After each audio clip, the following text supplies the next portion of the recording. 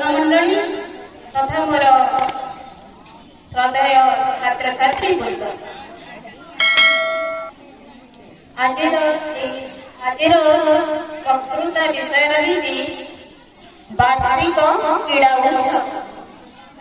यही विषय वस्तु आधार मोर संक्षिप्त वक्तव्य रखा जाऊँ।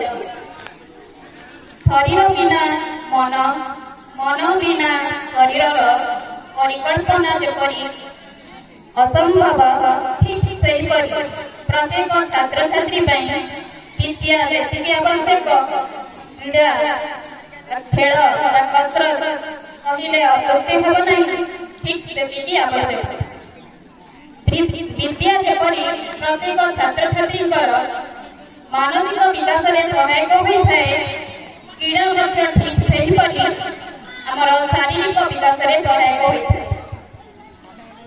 क्रीड़ा बहु प्राचीन कालरू पृथ्वी में प्रचलित थिबार नजर रही।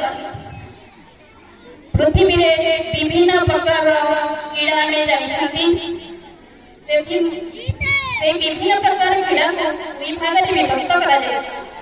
गोटे है देशीय, अन्यटी है विदेशीय।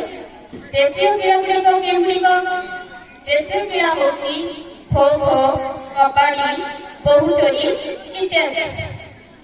विदेशी क्रीड़ा गुड़िकर नाम है बैडमिंटन, भली, क्रिकेट, फुटबॉल इत्यादि। क्रीड़ा मुख्य उद्देश्य